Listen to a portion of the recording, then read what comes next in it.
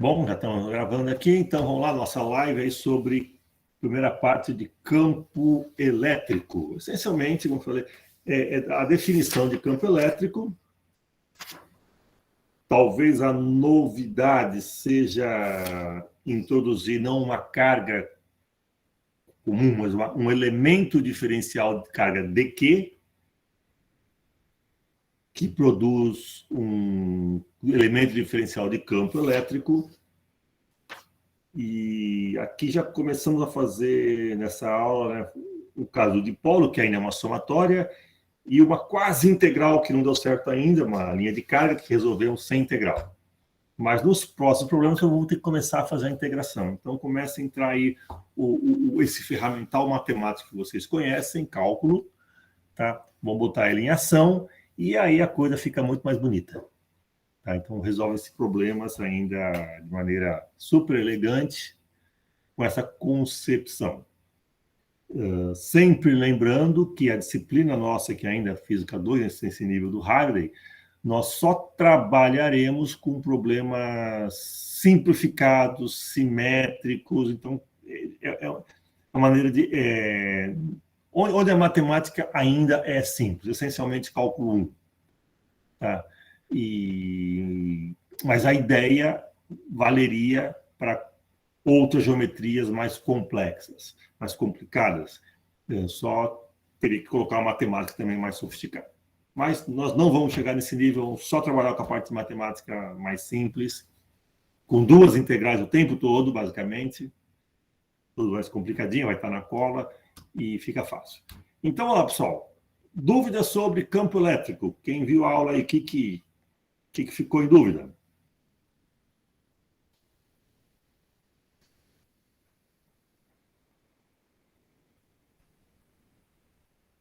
Tudo claro? Não é difícil. Da maneira como foi introduzido, o campo elétrico... bom, o que é o campo elétrico? Vamos dizer, é uma região de influência elétrica, claro, em torno de uma carga.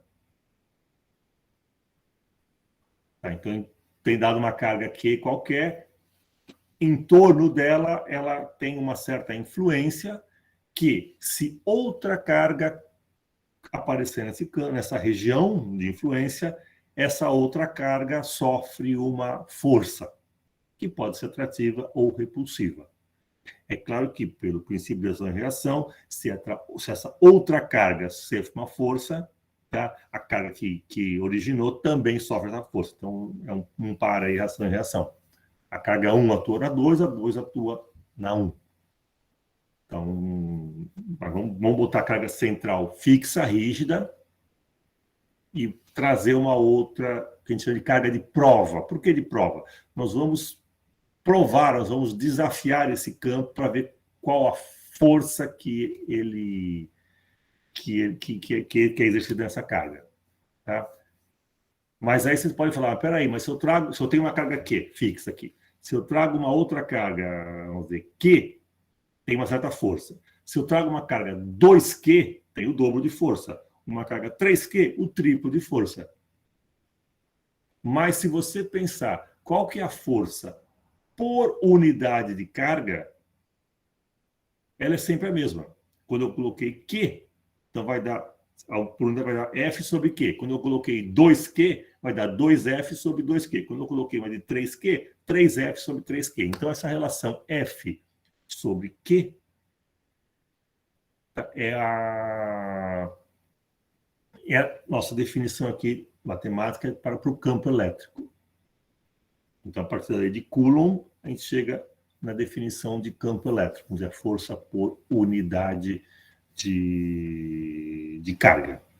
Então, essa região em torno, esse campo elétrico, é definido dessa forma, o módulo, porque o campo elétrico é um campo vetorial. Em cada ponto do espaço em torno dessa carga, você associa um vetor, um único vetor que tem uma certa direção, um certo sentido e uma certa intensidade, um certo módulo. Então, esse é um campo vetorial. Aquilo que vocês já viram em cálculo, álgebra, LCV, sei lá o quê, Então agora ele começa a receber um nome mais fácil. Vamos chamar assim de zona de influência. E tem que ser vetorial, porque você tem uma carga aqui, você traz uma carga central. Quando você traz uma outra carga aqui, ela recebe ela sente a ação de uma força, numa certa direção, num certo sentido, com uma certa intensidade. Então, essa sensação que ela recebe, essa influência que ela recebe, é uma influência vetorial, é uma força. Então, nós temos que estar falando de campos vetoriais. Tudo bem? Então, essa é uma definição bem simples, a partir da lei de Coulomb, de campo elétrico. Tudo bem?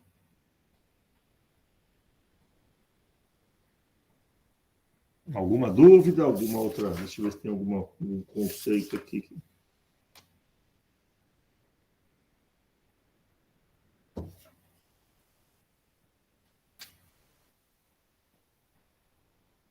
Tudo certo? Ô, professor. Oi. Então, eu estava olhando, eu vi a aula do Bresca e depois vi o PDF. Eu também não consegui entender a última parte, sabe, do disco não condutor, ali no PDF, eu não entendi muito a última parte ali. O porquê. Do disco não condutor. Isso, aquela parte 4 ali, eu não entendi muito o finalzinho ali, quando você expande a parte, expandindo isso, 1 mais x, né, aí dali para lá, teve uma parte que você derivou e aí eu me perdi um pouco ali, não entendi. Tá, isso eu ia discutir na aula que vem. Ah, é? Tá, você quer antecipar ou não? Ou quer deixar para segunda-feira? Pessoalmente a gente fala isso. Pode ser na segunda, então. Tá. Então vamos dar um passo antes ainda. Porque esse exemplo já tem uma integral, você pode integrar de 2 maneiras diferentes. Né? Mas então vamos dar um passinho antes, mas você me cobra isso na segunda-feira. A gente resolve lá na sala de aula mesmo. Beleza. Tá bom? Então vamos só manter assim, para ter uma sequência, vamos do básico e vamos agregando. Então, os problemas que foram resolvidos por enquanto, o problema da carga pontiforme, pega o Q e divide, acabou. O problema de um dipolo, que são 2 cargas. Tá, dipolo, bom, vamos lá. E o outro é um anel carregado, só isso. Tá? Então, alguns detalhes dessas questões. Repara que o anel carregado que foi resolvido, você tem um anel e você calculou o campo bem nesse eixo central do anel, nesse eixo de simetria. Tá? Por que nesse eixo? Porque a matemática fica mais simples. Se você pegar um ponto fora desse eixo, a matemática complica. Só por isso que a gente não vai fazer. Tá? Então, não pegar um ponto qualquer, aquelas simplificações, o campo cancela aqui, não sei o que, isso começa a não acontecer e você vai cair numa matemática mais complicada. Só. Mas a física é exatamente a mesma. Tá? Então, vamos manter nesse eixo, por ser uma física, vamos dizer, completa e uma matemática simples. A questão do dipolo elétrico, o que é o dipolo? Tá? É uma configuração muito, pode parecer teórica, muito bonitinha, são 2 cargas de mesmo módulo, tá? Porém uma positiva, outra negativa. Então, o dipolo, como um todo, ele é neutro. É Q e menos Q. Distante, uma certa distância D. Então, isso a gente define o que a gente chama de o momento dipolo elétrico, que é esse par Q vezes D. É um outro conceito. Tá? Esse dipolo vai ficar talvez mais interessante quando a gente trouxer mais informações. Por exemplo, quando eu coloco um dipolo num campo elétrico, ele tende, imagina que eu tenho uma região lá, uma carga positiva e uma carga negativa. Tá? Quando você aplica um campo elétrico, isso aqui vai se orientar. Tá? Então, você vai produzir um torque sobre esse dipolo. E para que serve isso? Bom, então o micro-ondas funciona assim. Tá? A água é um dipolo elétrico, o micro-ondas joga uma radiação alternada, então, ora o teu dipolo orienta para cá, ora para lá, ora para cá, ora para lá, ele fica oscilando, fica interagindo com o meio em volta, fica colidindo, transferindo calor, e aquele estímulo elétrico vira movimento, vira calor, vira comidinha quente. Pronto, o micro-ondas funciona assim. Então, não é uma coisa tão teórica, tão abstrata assim, não. Tá?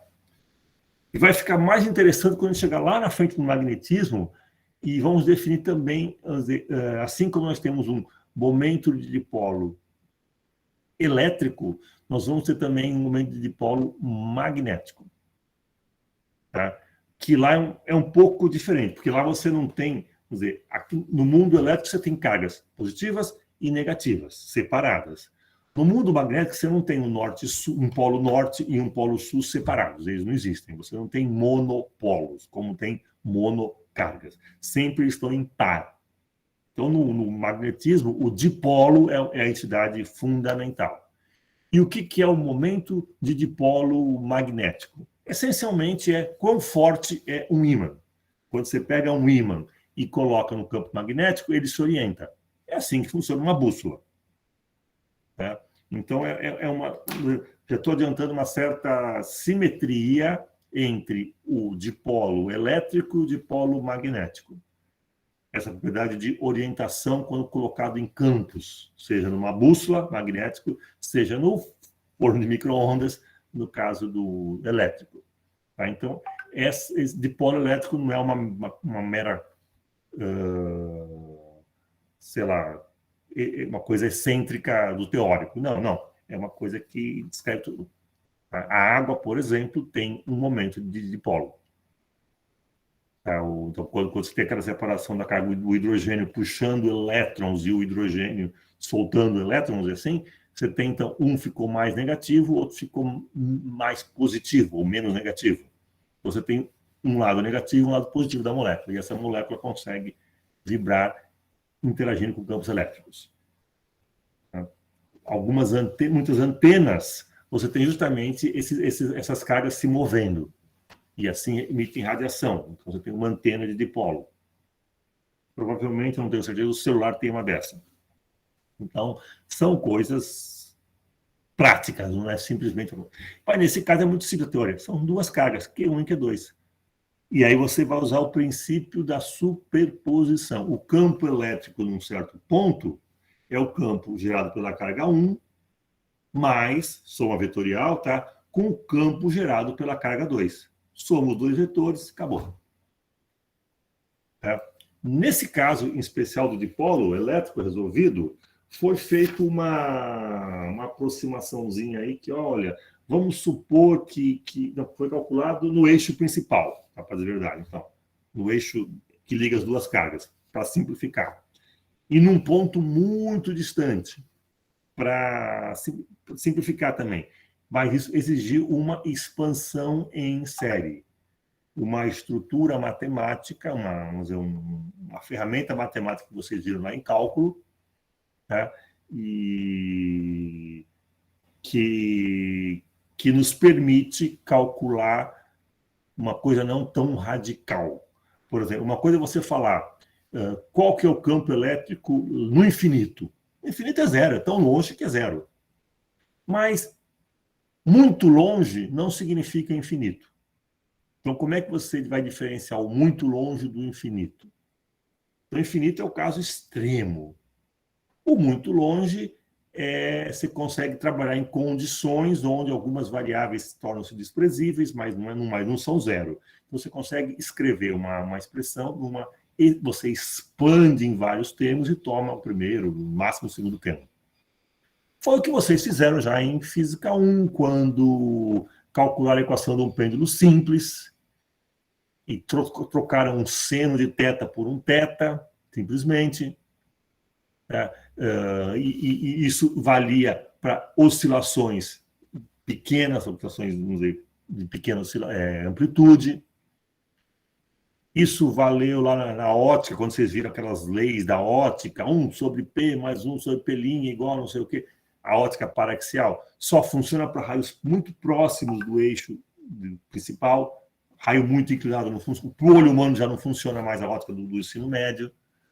Tá? Então, são aproximações para casos limites. Tá? Então, essa expansão em série que foi feita é uma aproximação que vamos usar muitas vezes. Esse é o problema. Acho que a dúvida do Magno vai sair por aí também. Tá? Então, a gente vai falar disso, tem mais aula que vem. desse recurso. Quando que você expande? Tá? Quando alguma grandeza ela é muito pequena, mas não é zero. Então, não é assim extremo, é infinito, é zero. Não, não, não. É muito grande ou muito pequeno. Então, você vai trabalhar com esse tipo de conceito. Uma coisa intermediária entre o extremo. Quer dizer, não é uma abordagem de um adolescente. Tudo é infinito, tudo é zero. Não.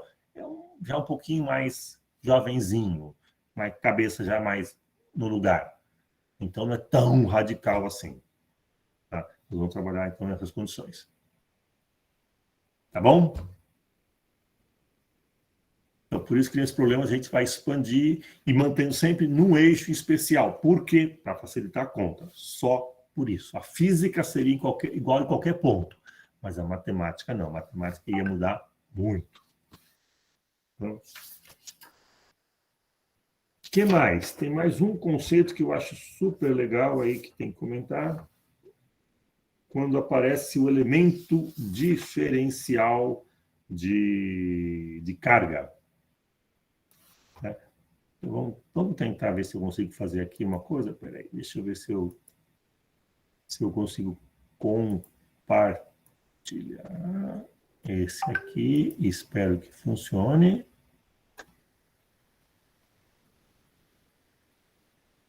Deve estar, sim, está funcionando. Opa.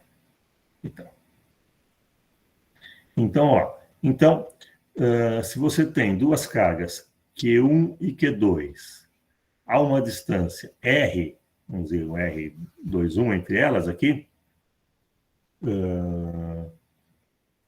a força fixa uma, a força que atua na outra, tem aquela constante K, e ela aponta na direção desse versor,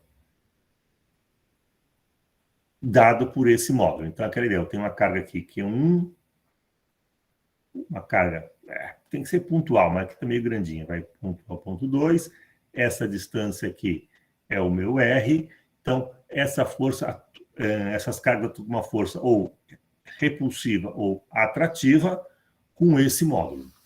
Tá? Então vamos botar isso aqui como nossa carga referência e essa é a minha carga de prova. Então se eu faço aquela definição, força por unidade de carga de prova, tá, vai dar K Q1 sobre R2 numa certa direção. Então, essa aqui é a nossa definição de campo elétrico. Tá? Repara que o campo elétrico produzido por esta carga não depende de nenhuma outra carga. Tá? Isso aqui é a definição de campo elétrico. Sumiu isso aqui. Eu só usei Q2 para sentir essa força. Eu podia usar um Q3, um Q4, um Q5, não interessa. Quanto maior a carga, maior a força, mas a relação força-carga é a mesma. Então, essa é a nossa definição do campo elétrico. Repara, então, se quem dá origem ao campo, então vamos... Epa, estou fazendo besteira aqui.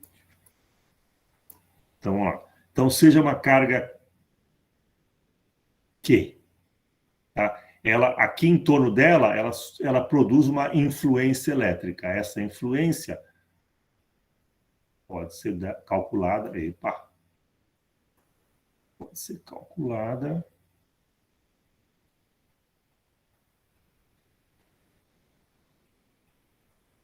campo elétrico, aquela constante, 1 sobre 4πε0, estamos supondo vácuo, Q sobre R quadrado, numa direção radial a R. Repara que você avançar R para cá ou para cá, é a mesma coisa.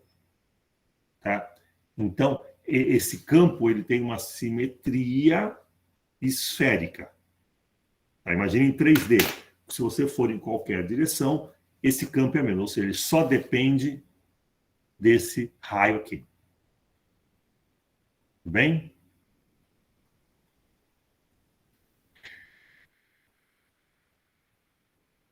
Tá, então eu estou falando de uma carga em algum lugar. Mas vamos agora começar a pensar um pouco mais matematicamente.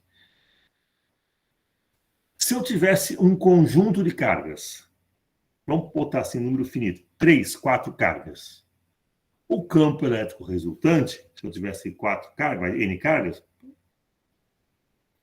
então, o campo elétrico resultante seria o campo produzido pela carga 1, mais o campo da carga 2, e assim vai. Eu podia somar o campo devido a N cargas. Cada campo desse depende da carga que está gerando ele. Então, se eu tenho várias cargas, cada carga gera um campo, a soma vetorial nesse ponto é o campo E1, mais o campo E2, mais o campo E3, e eu vou somar. Por que eu posso fazer essa divisão em várias parcelas? Devido ao princípio de superposição. Vimos na aula passada, com a força.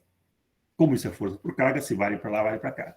Então, como a força é um termo de par, depende só de Q1 e Q2, ou de QI e QJ, o campo também é um termo de par, depende só de IJ. Então, eu posso, num certo ponto, calcular a componente de cada um desses elementos aqui e somar vetorialmente. Tudo bem até aí? Isso é legal se eu tenho poucas cargas, como o dipolo, 2 cargas. Eu poderia ter um sistema com, posso botar um cubo aí, com 8 cargas e calcular o campo em alguma posição, fazer qualquer maravilha. Mas são poucas cargas, eu vou somar N vetores. E se eu tiver muitas cargas? Mais ainda, se eu tiver uma distribuição contínua de carga, que foi o caso daquele anel. Então, eu posso ter um anel, uma espécie de um bambolê, não sei se isso aqui existe ainda, tá? Um anel com carga distribuída em toda a circunferência dele. Então, agora eu tenho carga distribuída, eu tenho infinitas cargas. Como é que eu somo infinitos termos? Tá? Usando o cálculo. A sua soma vira uma integral. Tá? Então, assim, estabelece uma nova regra aqui, que vai ficar valendo para sempre. Um pouquinho aqui, talvez assim. Tá? Então, se o campo resultante era a soma do campo devido a cada soma vetorial de cada carga, se eu tenho uma distribuição infinito, isso aqui, esse campo aqui se torna uma integral de, vamos botar ainda errado assim, vai, de cada um desses pedacinhos, desse pedacinho de carga. Então, vamos lá. A ideia é o seguinte, se o módulo do campo E era igual a Q sobre R quadrado, tá? Se uma carga Q produz a uma distância R dela um campo de módulo E, tá? A direção é a que aponta de Q para esse ponto. E o sentido é afasta se for positivo ou atrai se for negativo. Tá? Então, se uma carga Q produz a uma distância R dela esse campo E, uma carga DQ produz a uma distância R um campo DE. Tá? Então, isso aqui começa a ser uma espécie de uma abstração matemática. Eu não vou falar mais agora em carga, mas em um elemento diferencial de carga. Tá? É um pedacinho de que tão pequeno quanto você consiga conceber. Que daqui a pouco vai ter algumas propriedades de simetria, da geometria do problema. Mas se a carga Q produz um campo E, isso vocês sabem classicamente de facinho. Agora, uma carga DQ produz um campo D. Se eu considerar todas as infinitas cargas, ou seja, se eu integrar isso aqui por todas as cargas, eu tenho o campo elétrico. Tá? Então, esse conceito, a partir de agora, tem que estar claro na cabeça de vocês.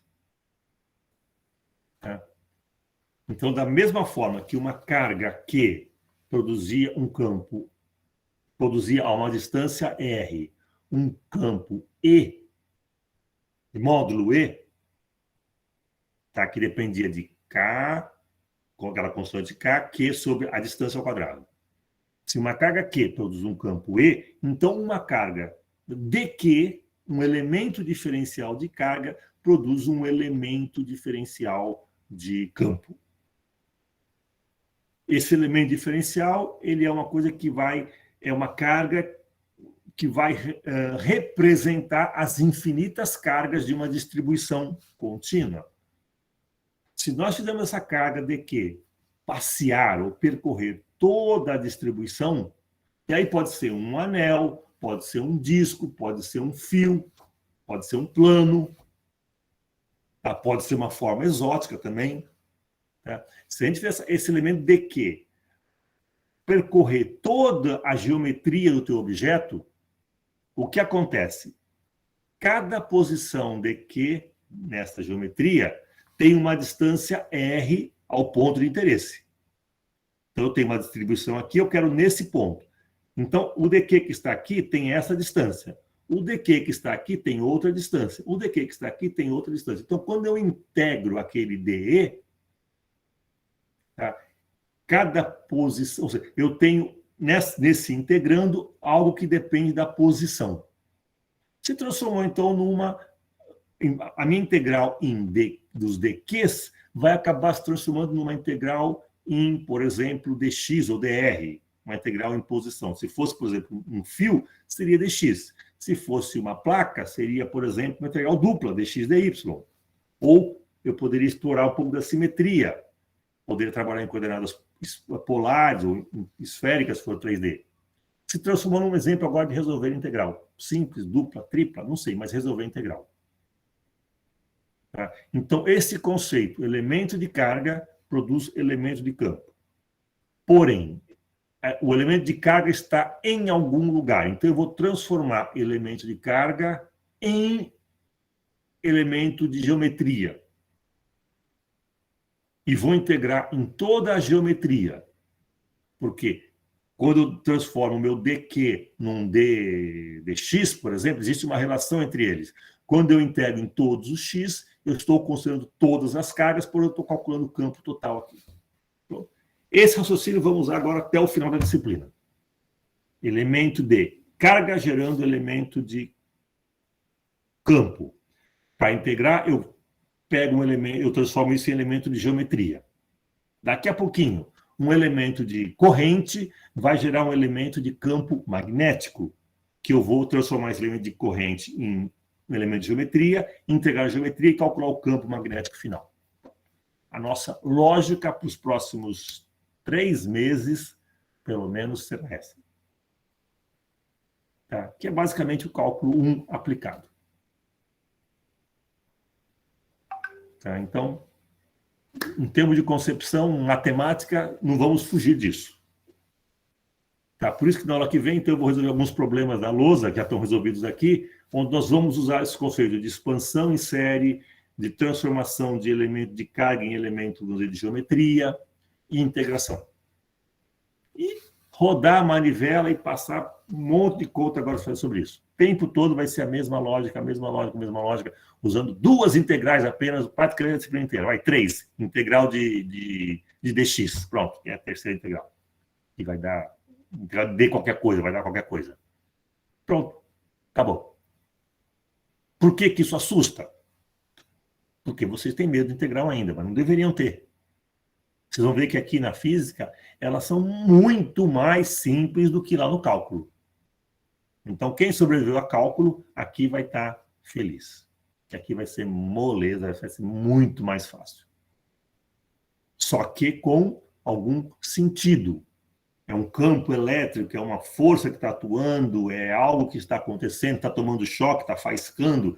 Ou seja, não é simplesmente uma coisa sem interpretação. Agora não, agora vai faiscar, vai produzir corrente, vai esquentar, vai...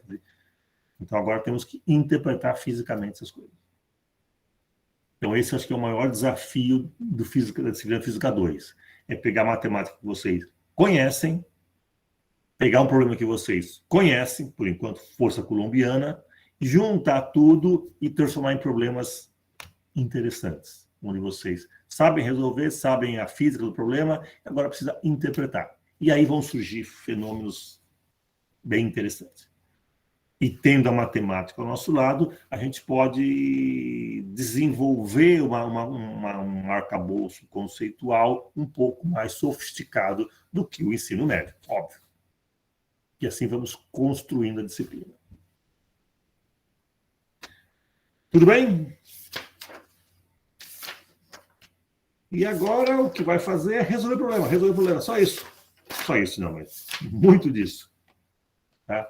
Então, um dos problemas vai ser um segmento de um pedacinho finito de uma linha carregada, depois uma linha infinita, depois já fizemos o anel, vamos fazer agora um disco.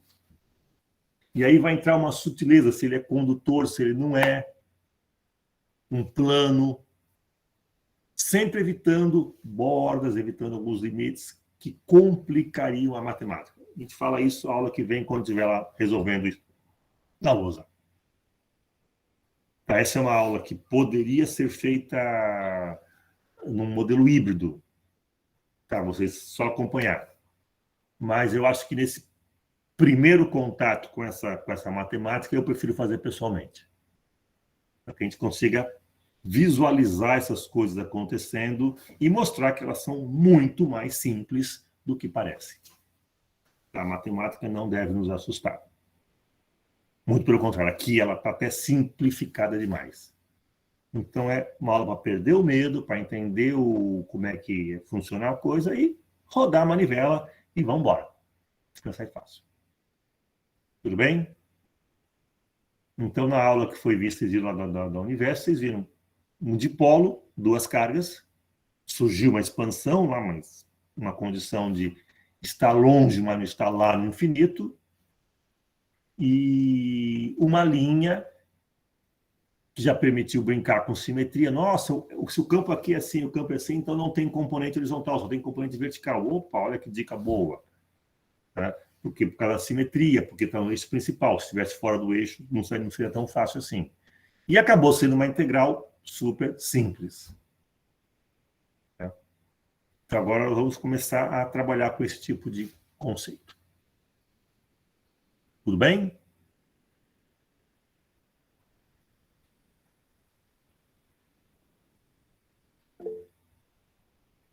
Vinícius, pode perguntar. Professor, eu tive uma dúvida de momento de dipolo. Eu não entendi muito bem o conceito dela.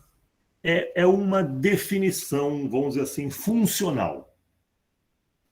O que é o dipolo? São duas cargas de mesmo módulo de sinais opostos. Mais Q menos Q. Ou mais NQ menos NQ, não interessa.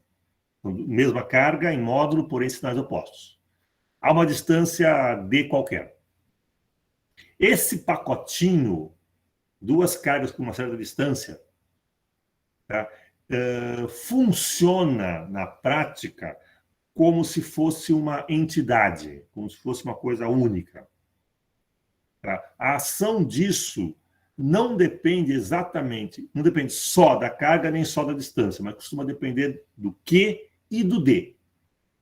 Então, por isso que esse produto Q vezes D, carga vezes a distância entre elas, vai ser a nossa grandeza funcional.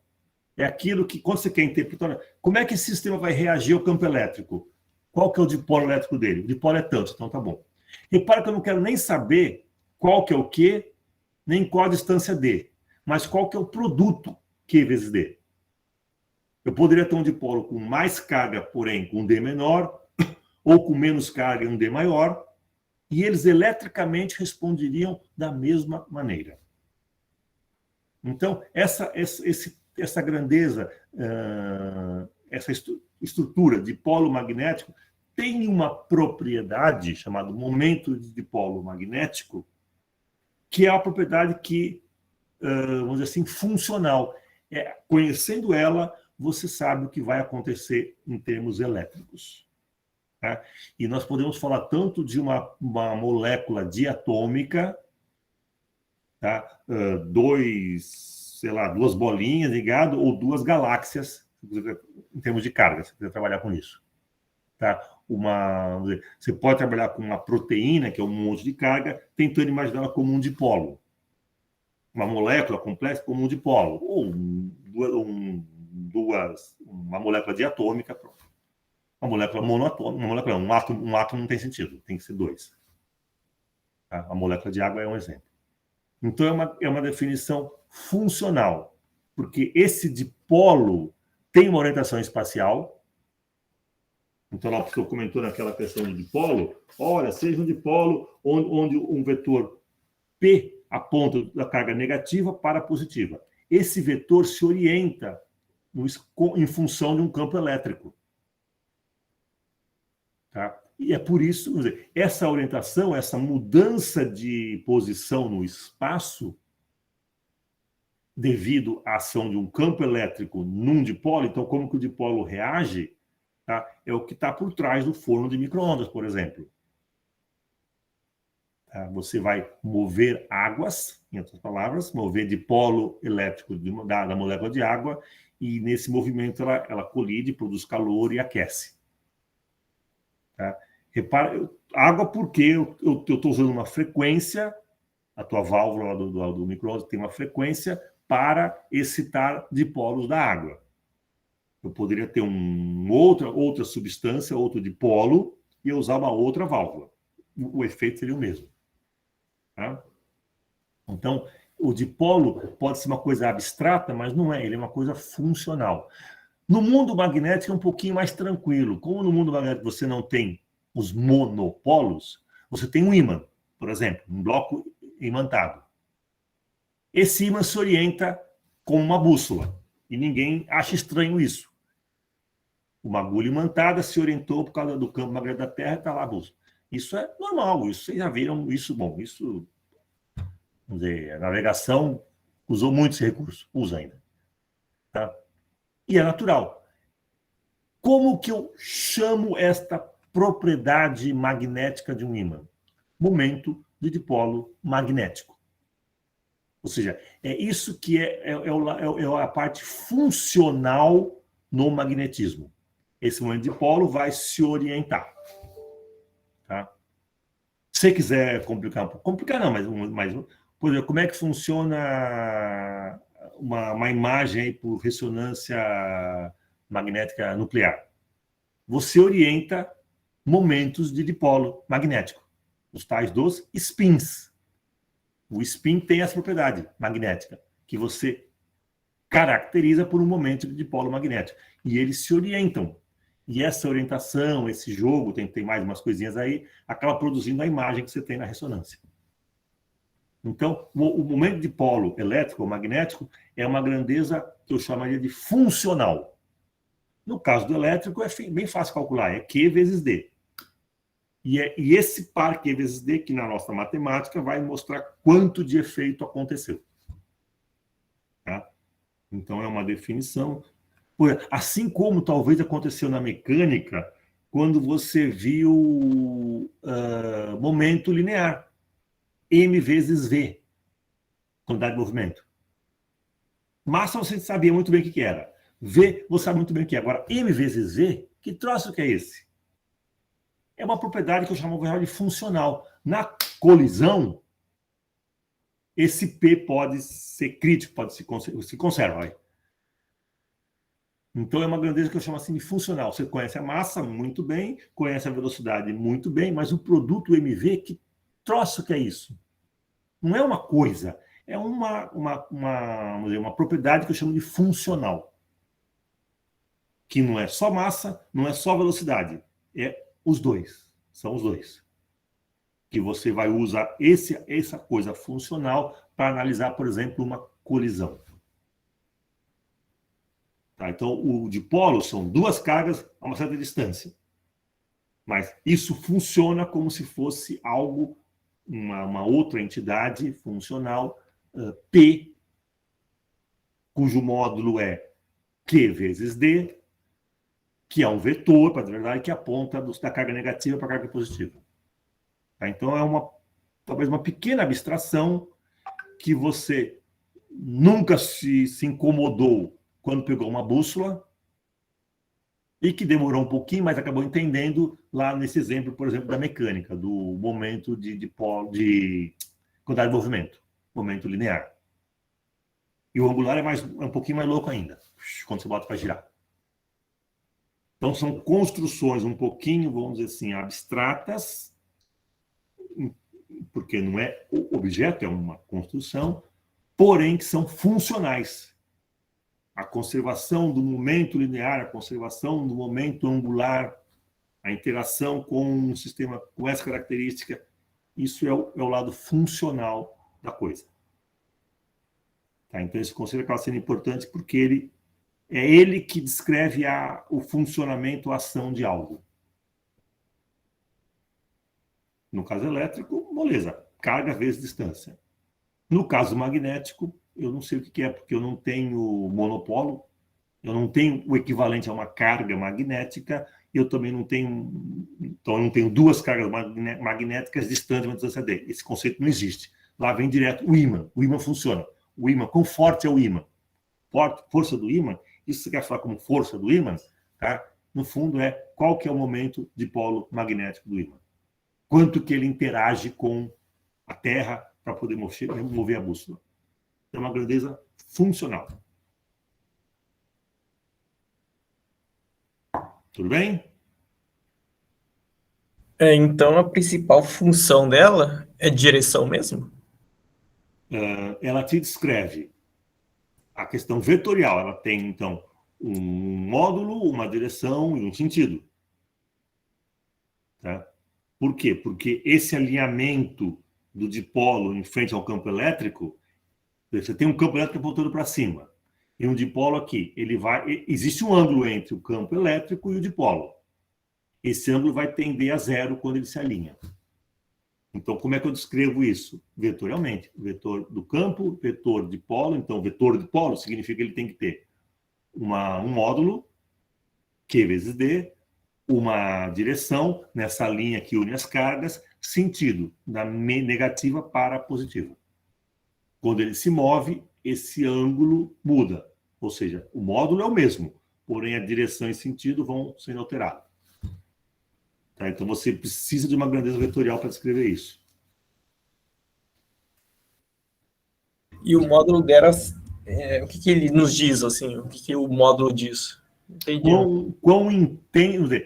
Quão intenso, quão rápido, por exemplo, vai ser esse alinhamento. Ele vai vir lentamente, vai vir rapidamente, vai ser fácil alinhar ou vai ser difícil alinhar? Tá, então quanto maior esse módulo, é mais difícil de vir. Não, maior a interação. Tá, beleza. Mas ele vai reagir ao campo elétrico. Mas ele vai ou se alinhar ou, se for outro sentido, ele vai desalinhar. Ele pode ficar paralelo ou antiparalelo. Ou seja, maior vai ser a tendência dele de fazer algo. Nós vamos ver desse capítulo ainda. Nós vamos ver na próxima aula, espero que sim, esses dipolos se alinhando num campo elétrico. Então, você põe um dipolo no campo elétrico, ele sofre a ação de um torque, de uma força distribuída entre duas cargas, um binário, um torque, ele vai girar. Então, vamos calcular isso na próxima aula. Eu acho que na segunda-feira a gente consegue fazer isso aí já. Para ter tempo. Tá, entendi, professor. E só a última coisa só, então o vetor dele, a direção dele, é a mesma do campo ou é o contrário? Ou depende? Não. O campo é uma coisa. Sim. O vetor momento de polo elétrico, ele aponta sempre da carga negativa para a positiva. Tá? Então, mas ele não... O torque não faz ele meio que girar? Sim, faz ele girar de forma que ele tende a reduzir esse ângulo entre a linha do campo e a linha do dipolo elétrico. Tá, então ele vai tentar diminuir esse ângulo, mas, tipo assim, a direção dele não importa? Tipo, se tá para cima, para baixo, por exemplo, o vetor? Não, a direção dele sempre é da carga negativa para a carga positiva. Não, dele sim, mas como posso explicar? O campo vai do positivo para o negativo. Peraí, eu estou supondo um campo externo. Peraí. Eu tenho uma região que tem um campo externo e eu coloco ali um dipolo. O dipolo vai se alinhar. Mas esse campo não é devido ao dipolo, é um campo externo. Ah, tá, entendi. Tá? O micro-ondas, você tem tua válvula gerando um campo. E o teu alimento tem água, tem dipolos. Então, os dipolos da água se alinham com esse campo elétrico. A bússola é um dipolo, então? Magnético. Ah, sim. Quão imantado está a agulha? Eu posso falar. Qual que é o momento de polo magnético da agulha? Se eu falo isso no ensino médio, você não entende a pergunta. Como assim, né? Quão imantado que ela tá? Tá bom, isso você entendeu lá. Eu estou trocando o nome. Esse quão imantado é qual o momento de dipolo magnético. Por causa da bússola, tá? E a bússola se alinhar com o campo da Terra é um fenômeno super normal para você. Para você não, para todos nós. Porque nós crescemos brincando com bússolas. Espero que sim. Até no celular tem bússola, então vocês brincaram com isso já. Tá? Eu estou agora passando para o mundo elétrico. Que você não vê no micro-ondas funcionando a água vibrando lá, não. Tá, mas é o que acontece nesse fenômeno. Tá? Esse eu vou, acho que resolver essa questão. Vou chegar nesse conceito, claro, se não no fim da aula que vem, na quinta-feira. Com certeza eu tenho que falar sobre ele. Eu vou sentir como é que está segunda-feira, como é que eu vou resolver alguns exercícios. Se sobrar tempo, eu entro na questão de alinhamento de dipolo em campo elétrico. Se não, quinta-feira eu faço. E já resolvo a questão do... Quem perguntou? Cadê ele? Eu, né? Alguém tinha perguntado... O Magno, Magno. A questão do Magno eu acho que eu resolvo segunda-feira. Antes da sua.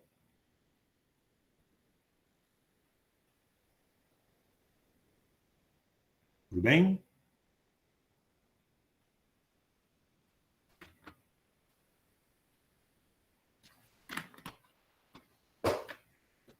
Mais alguma dúvida ou não? Que agora é braço, agora é transpiração, conta e vai saindo coisa. Professor, sobre o conteúdo, eu até então, eu entendi umas coisas só que travaram, mas eu fui buscando informações na internet e tudo mais, consegui entender. Mas se no finalzinho, se eu puder só tirar uma dúvida em relação ao sistema do mundo, não é nada a ver com matéria, sabe, de física experimental. É só mesmo uma coisinha do sistema, mas se puder no finalzinho, bem no finalzinho, Tá. Depois pra ver se atrapalha ou que não. eu fechar a aula, a gente fala sobre isso. Vamos ficar em Física 2 primeiro. Obrigadão. Alguma dúvida mais de Física 2? De Física do magnetismo, do campo elétrico?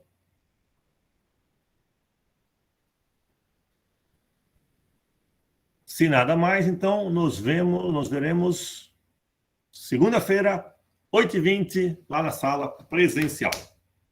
Ok? Então, tchau, vou parar a gravação.